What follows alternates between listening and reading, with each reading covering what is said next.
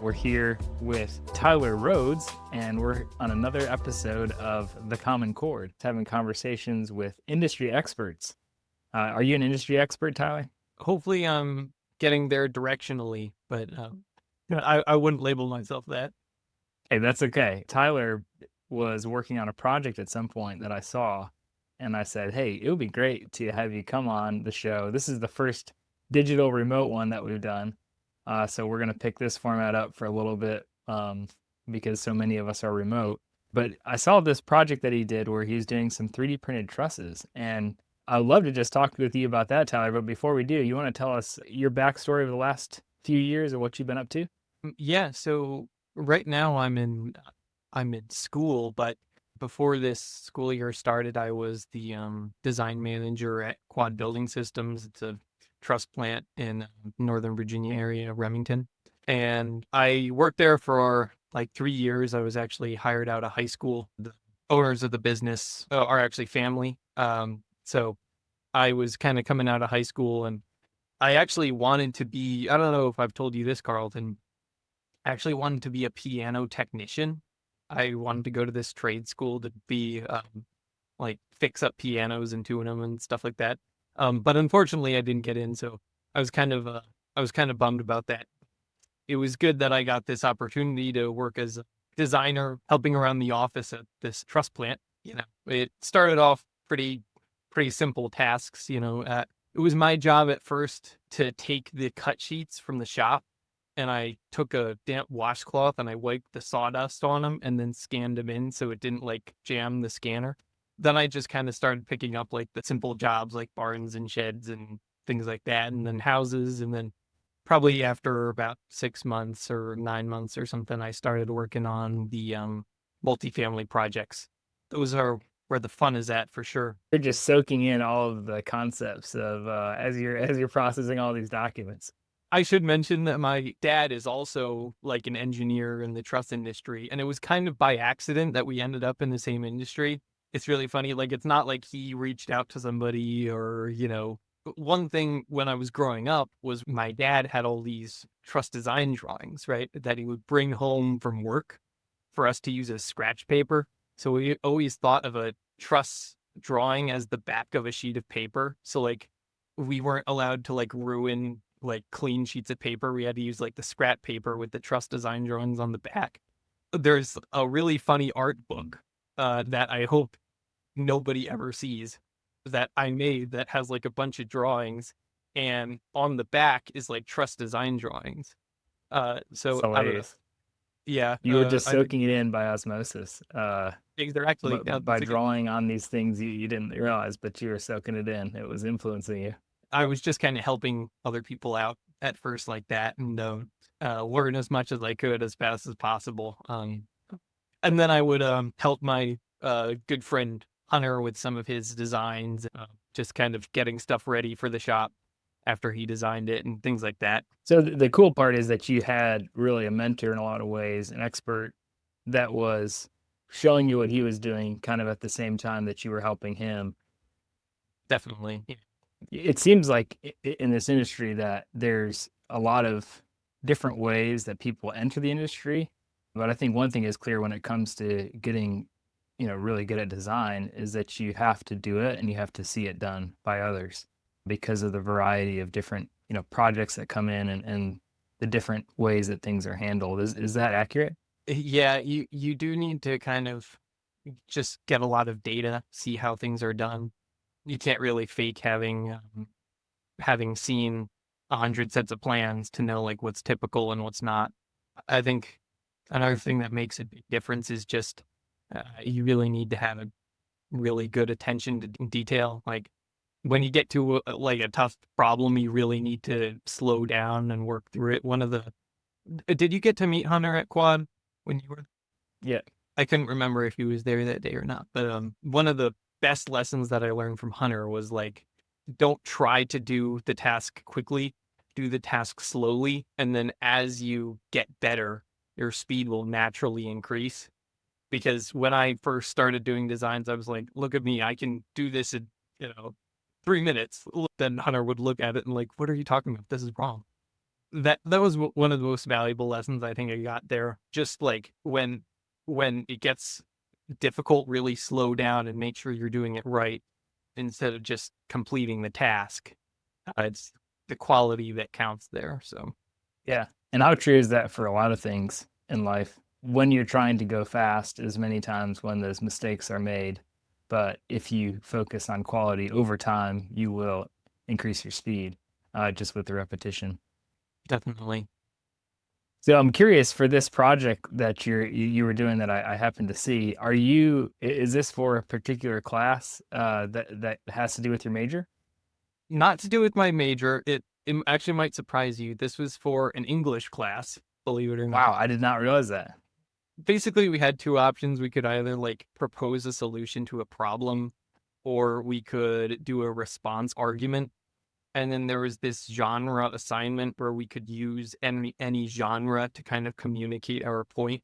So I thought, write what you know, right? So my proposal was that builders should utilize wood trusses instead of conventional framing for more single family homes. So I brought the models here. So I 3D printed a model of a house with wood trusses, and then to compare, I also 3D printed a model with conventional framing.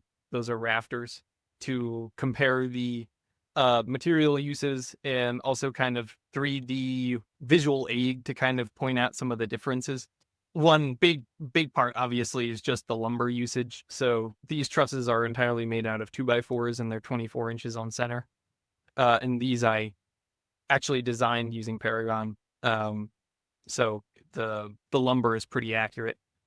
And then I also made this to scale, and I specified these rafters based off of the prescriptive tables in the same code as I designed the trusses in. So these are, I believe these were, it's been a second since I designed them, but I think these were 2x8 rafters at 16 inches on center with a 2x12 ridge beam. So I think I calculated the actual lumber usage in just the roof, and it ended up being 15% less lumber for the trusses. That's just the roof. But I also talked about how, as you can imagine, that kind of frees up your floor plan a lot if you don't need a specific, like a wall in a specific location. And it also saves you in like any expensive headers. Maybe if you wanted a big opening in that floor below, that's easier to do with trusses too. Absolutely. It would be interesting to calculate the costs. I mean, I think you can extrapolate from that 15% a little bit, but you also have some of the markups and things. Did you go down that route at all? I did. I'm getting the spreadsheet out here. So using just $5 per board foot and $2 per pound of plate, that's the costs I use. Obviously, one thing with conventional framing, you don't need plates, but I got $8,306 for the truss framed roof and $9,845 for the conventional framed roof. And that's what gave me, well, it actually ended up being 16% savings. So Yeah. truss 84% the cost of conventional frame. And there's all sorts of questions about labor too, right? Did you calculate any of that? I did not calculate labor just because that would be a bit outside my wheelhouse. I'm not exactly sure how much it would take to frame this versus the trusses, but I can say pretty confidently that it would take a lot longer to frame it conventionally. I know the field time is a big issue, but I didn't really know how to quantify that. So that's just extra sprinkles on top. I think people intuitively know that, and there's certain states where labor costs are different, or regional areas, and so you obviously see some of that play into the conversation. But a lot of times it's pretty clear without getting into the granular math that it works out in the builder's favor to have a truss package. So our goal necessarily isn't to convince them that it's cheaper, because I think there's a lot of other reasons around, like what you were talking about with the clear span and being able to open your floor plan and some of those things that are going to be additionally helpful. So I'm curious, did you happen to see that there was a STL download one day in Varagon? How did you go down that path of getting the 3D printing model going? I thought I had seen it before and was like wondering why is there an STL? Like, why would you ever need to 3D print a truss? Who's out there 3D printing Yeah, trusses until I needed it and it came in handy. So yeah, that was nice to finally put the tool to good use. But yeah. I do wonder if anybody's like how many people have used that. I don't know if there's some shop equipment that I don't know about that uses a STL file like a 3D printer, but I know at some point we brought it up, the conversation was mentioned, and I can't remember which developer had a reason for why it was there. And I don't remember the reason why it was there, but it was a good one. But it had to do with somebody wanting to model their project. Did you end up using like super glue or hot glue, or just out of curiosity, what did you do to, or did you uh, actually get little metal plates and pound them in? no, I mean I was briefly considering like cutting out little tiny pieces of paper to stick on the sides, but they were just too small for plates Yeah, to work. So these don't include plates. But how I glued the whole model together was hot glue, which turns out was actually not the best option because turns out the plastic melts yeah. with The the hot temperature, glue. I think I'm guessing you probably use PLA for that. And so Yeah, that would I be, think the one part you can tell is like this rafter here. It kind of get got bent out of whack, but it's okay. My teacher didn't mark me points off for it, so that's good. no, that's very cool. I love how you just took it in a direction that you were familiar with and that you're passionate about and ran with it. You're in school for engineering. Maybe just talk a little bit about what your plans are and what you're studying right now. Yeah, so in school for civil engineering right now. This is my freshman year. I'm at Liberty University here in Lynchburg, Virginia. But yeah, I'm in civil engineering, so hopefully one day I can seal some truss drawings and not just design them. There's Absolutely. a little work you can do in the industry when you have the letters after your name. So just wanted to kind of unlock that for myself, I guess. So right now, while you're at school, I'm guessing you're probably getting into some of your classes that you need for your major, but majority of it is probably not engineering focused for you right now. This semester coming up is a lot more engineering than last. I'm taking a calculus class. And it's funny, I've had 2 days of this calculus class, and both the first 2 days, basically the whole class was talking about how difficult the class is going to be. So we'll see how that goes. And then I'm also taking an engineering class, so a little more than last semester. It's kind of ramping up in the workload now. You're still designing trusses on the side or doing some services. Yep, I'll probably doing that through school. I don't want to, you use it or you lose it. Yeah, absolutely. Obviously, as you learn some of the engineering side, you're gonna be able to be more well-rounded on some of the math behind why designers do what they do. But just from your experience and getting to see a lot of different designs come across the table, what are some good principles and things that I mean, you've already mentioned going slow, but things that are maybe more specific to truss designers that come to mind or things that you would recommend for other people that are just getting started as designers? Yeah, I guess I just recommend try to pursue people who have a lot of experience designing because one thing I've noticed is, I've tried to do a lot of online research and there's a lot of good information out there, but there's a lot of kind of theory talk that differs a lot when you get into a specific design. So you might, get a lot of good information, but a lot of the more informal, like rules of thumb and things like that, are going to come from the people who are actually doing the work. So I got a lot of value from first Hunter, who you met. Hunter is just awesome, and he has a ton of experience. And then I also tried to talk to as many people, like at the SBCA conferences as it could, like Tony Acampa. We've talked a few times, and he's awesome, and he's always been super helpful to me. So anything you can do to just get tips from people who are actually doing it is super helpful. The experience that you gain while you're doing design is, very focused around the shop that you're at. But when you talk to a designer who's at a different shop, you can start to see some of the things that overlap and some of the things that are helpful for both of you to talk about or experience. Yeah, definitely. And yeah, specifically Tony Acampa, it was just really nice because I got promoted to be the design manager. And so not just trust design stuff, but trust design manager stuff, I was completely lost on. So he really he really helped me out a lot. I guess we met because you started using Paragon and you're an early adopter. And so I ended up going out to Quad to just talk with you guys and do a small video. And so that was fun to see it for a day in action and meet the team there. So I've got more context for the shop that you were in and some of the day to day of what that looked like. Maybe just talk a little bit about being the design manager at a shop and some of the things that you found to be helpful as you experience that.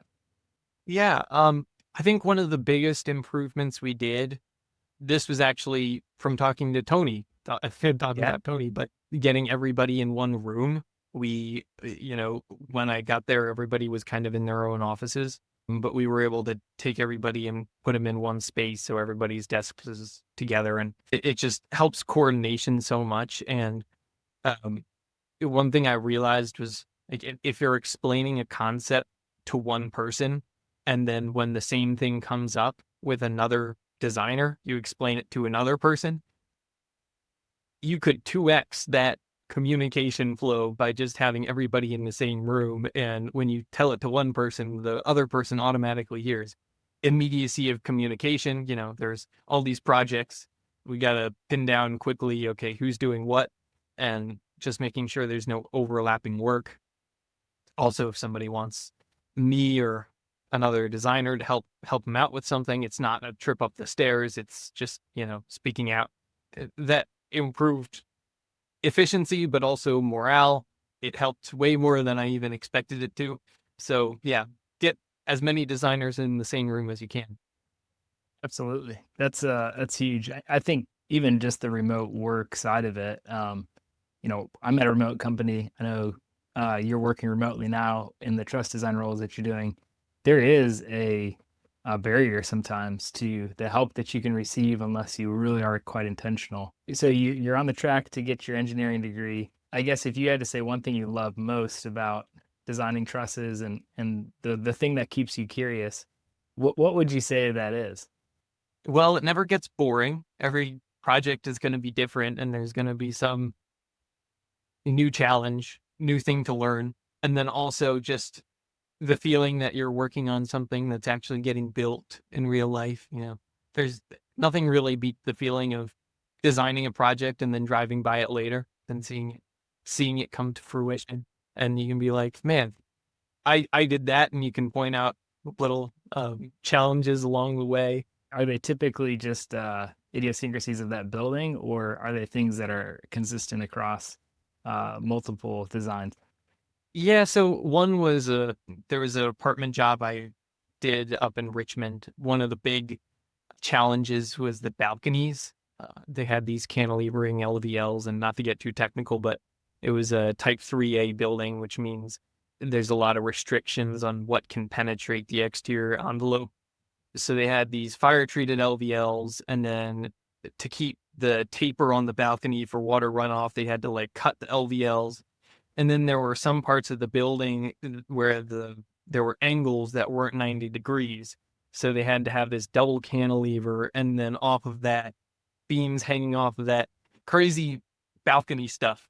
So when I was driving by the job site, they hadn't done the finish work yet, so I could actually see the trusses and the beams. That kind of thing, like seeing like, yes, that was a challenge, and now I'm seeing it done, and that's satisfying. Yeah, there's some wild designs I've seen out there. So it's always interesting to go by a build site. And I have a 4-year-old. Anytime he sees trusses, he calls them paragons. When we're going by a build site or he sees it on a truck, he said, "Dad, look, there's some paragons." So it's too cute to correct him at this point, but we'll get it straight at some point. So the name of the show is the Common Chord. The idea behind it is really this common chord that connects the different people in this industry.